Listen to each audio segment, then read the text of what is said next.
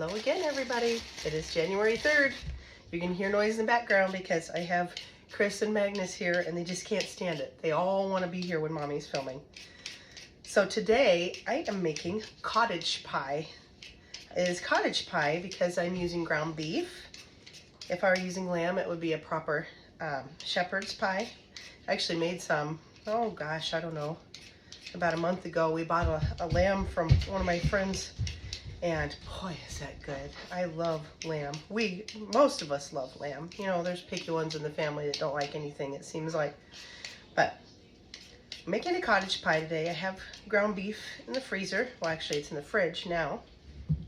And I have potatoes that are, well, you can see it's time to use them. These are those ones that I bought, and I just really need to get them used up. So I'm peeling 10 pounds, which may or may not be too much. I don't know. If it is too much, I'll probably just put it in freezer containers. Or, it's okay, Chris. Or, we'll just have mashed potatoes over the next couple of days because we love mashed potatoes. And then traditionally, the cottage pies that I've seen have tomato base to them. Well, when I made the shepherd's pie, I actually made like this brown gravy for it because we like tomato, but it's kind of heartburny and it's not always our favorite. So I really loved how it turned out with that brown gravy versus tomato. So I'm going to play around today and see what I can do. I think we're going to go more for the brown gravy. And today I am not going to add mixed vegetables because A, I don't think I have any. I haven't really dug in the chest freezer, but I just don't feel like it. And B, not everybody likes vegetables in their stuff. Most of them just like meat.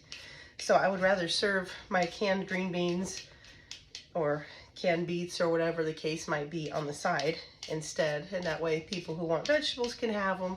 Those who don't have to. Or I might just do a salad, make a simple vinaigrette. Wow, look at that one. That is so cool. I wish it was growing season right now. I'd be putting these bad boys in the ground. But that's okay. I think I'm going to put some in the garage just to let them hold over in the cold until it's time. But anyway, this is one of our favorite meals, and I haven't made it for a bit. So that's what I'm working on. I'm just going to keep on peeling potatoes, putting them in my tub of cold water. I will be cutting up some onions and browning the beef. Well, welcome back, everybody. I have 2 large pans of hamburger, onion, I've got some shredded zucchini, don't tell, and garlic, and I'm just browning it up. This is 6 pounds of beef, and then I have 10 pounds of potatoes in my stock pot there, all ready to mash up. I'll tell you, it is paining me greatly not to add mixed vegetables to this. However, I do know that this will be much better received by more kids without that. And you might say, well, just, you know, there's all kinds of things you can say about picky kids. If they don't like it, they don't eat. And I get it, I understand, I've had those ideas too, but the fact is I want something in their tummy, and so I'm looking for making things that are as palatable as possible to the widest range of children, and I think that this will do the trick. And I can just serve some mixed vegetables on the side for those that want to add that in. But I did have to squeeze in a little bit of shredded stuff. So I'm going to start adding my seasonings. I could not find my soy sauce, which is annoying because I like that savory flavor to it. But I'm adding pepper to both. There are no exact measurements. You know, this is kind of like any other cooking that you do. It's what you want to make it. I'm adding a pretty generous amount of salt. It's whatever you make it. So whatever your family likes to eat is what you should season with. If your family likes taco meat, by all means, turn this into a taco cottage pie. I mean, the sky's the limit.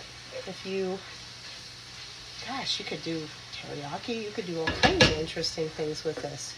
So I have my salt and pepper, and then I'm going to add Worcestershire, or Worcestershire is what we called it when I was a kid, or Worcestershire sauce, but it's Worcestershire sauce to both of these pans. I love it. It has, true Worcestershire has anchovy in it, and that's part of what gives it that savory, I guess they call it umami feel. And yes, this ingredient makes me cringe. It really does. However, I know that we're only eating it once in a while, and I still probably shouldn't justify it, but I am. I am going to use some beef bouillon. Again, normally I wouldn't do that. When this is gone, I probably won't be buying more. But for tonight, I want to kick up the flavor profile of this just a little bit. So I'm going to add that. Not that there's anything wrong with it. I know I shouldn't because it has some questionable ingredients. So I guess I get my crunchy card revoked for this video. But I did use organic onions and fresh local farm source beef, so hopefully that balances things out just a tad.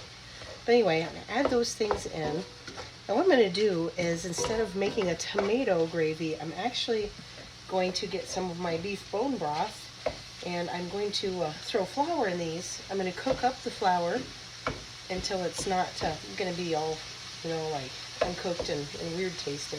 And then I'll be adding that bone broth to this and thicken it up. So it's kind of going to be in its own gravy. And then once that's done, I will go ahead and mash up my potatoes. I'll use some butter, salt, pepper, a little bit of milk to make delicious mashed potatoes. And that'll be it. If I were doing this just for myself and for Michael, I would probably add mushrooms. I would add all kinds of stuff, but since this is for a wider range of palates, I'm going to do this. And I'm adding a secret ingredient. I'm going to add some porter. You could use Guinness, whatever you want. Don't worry, there will be no alcohol going to my children. It is all going to cook out. What I'm looking for here is a nice rich flavor, and cheers, some for me. Some good stuff. I found it at Aldi. Just like with my spaghetti sauce, I feel like it's just not right unless I add anchovies and wine. And I have had many compliments on my spaghetti sauce. I don't think people realize that I put fish in there. I'll tell them at some point, but it's a traditional Italian thing, and there's a little bit of that in my blood. There's a little bit of everything, but I feel like the Italian stands out sometimes. I'm always trying to feed people. That's definitely my love language. So anyway, I'm just going to fiddle with these. I'm going to throw some flour on, and I'll bring you back when we have the gravy thickening process. I also want to add that I'm going to put in an ingredient that may seem really strange, but it tastes really good in beef, and that is some ground cloves. Now, I'm talking like just a skosh, okay? Just a tiny bit, just a skosh, not much at all. But you'd be amazed at how much that brings out the flavor of the beef. Oh, it still pains me to not use vegetables. I'm thinking I'm going to get 3 good-sized pans out of this, though. It's looking gorgeous. And you can't even tell I added that, shredded stuff. Anyway, Abigail is bringing me up the broth. And I am going to, oh, there she is now. Ope. I didn't know I said ope. I guess that's a Midwest thing. I'm a come here, not a from here. So apparently I adopted that when I came here. Grew up in Alaska for my childhood. And then teenage years were spent in Arizona and then Washington State, so I've been everywhere. Just like old Johnny Cash, I've been everywhere. So now, I'm going to add this in, and this is going to make a beautiful gravy with all that flour that we have in there. And I got to tell you, that porter, that made a huge difference in the flavor of this. Like, it is so good. This is too, if it's too thin, I'll add more flour. I don't believe it'll be too thick. I only added about half a cup of flour to each one. Yeah, it looks beautiful. Look at that. Isn't that nice? It's going to be so tasty and creamy and delicious when it's all done. Yeah. And now I'm just whipping up these potatoes with my little hand mixer from Aldi. That thing has been through the ringer. I think it's about to die. It is finally assembly time, and you get to hear my daughter playing her piano scales in the background. They have their big clinic coming up, their annual clinic here in a couple weeks. And she's working hard. She's working hard at it. I think she's incredibly talented. I'm her mom. But she does have a wonderful talent. I'm so proud of her. All right, first step, I'm putting a generous layer of this meat mixture in. Oh, I wish you could smell it and taste it. The flour You can see it kind of gave it like a creamy consistency. And we added in the nutrition of that bone broth. So we have that going for us now on top of this farm-raised beef. The zucchini came from my friend Cece. She's who I bought a couple calves from. And we have exchanged garden produce over this last year. I made a new friend and I really like her. She's a real sweetheart. She's very generous. All right, so I have a beautiful layer of the meat, and you know, sometimes I might do a pastry bag or something, but it's been a long day. We just got home from our Azure Standard pickup. Look at this beautiful frozen apple juice. So we're running around town, and going to the big town is about 15 minutes away, so it's not too far. But when you add it up with buying supplies for bakery and all that stuff, it tends to take some time. I never tell anybody when I'm going to be home anymore, because one stop turns into 2, turns into 3, and so on and so forth. Now I'm just spreading this out. I put 1.5 sticks of butter into those potatoes, 10 pounds of potatoes, and a whole bunch of milk and salt and pepper, and that's pretty much it. And now I'm just hoping that 10 pounds is enough. The good thing about using like a Ziploc or something to pipe on the top is you don't get the potatoes sinking down like they are here. But the fact of the matter is, it will be delicious regardless. It all gets mixed up in there anyway, right? So I'm just trying to make it pretty. That's a beautiful layer. You can see that filled the pan right up for me. Lovely layer. Oh, somebody's coming in. The kids and the kids and Mr. 18-year-old have been putting the chickens from the barn back into their chicken coop. They were in the barn for a while because we had that nasty weather that came through, and we wanted to make sure everybody was perfectly safe. So, yes, some of them are delicious, especially their eggs. So now they have this, and then Chris at City Girl, I am like you. I can't leave it alone. There has to be some cheese.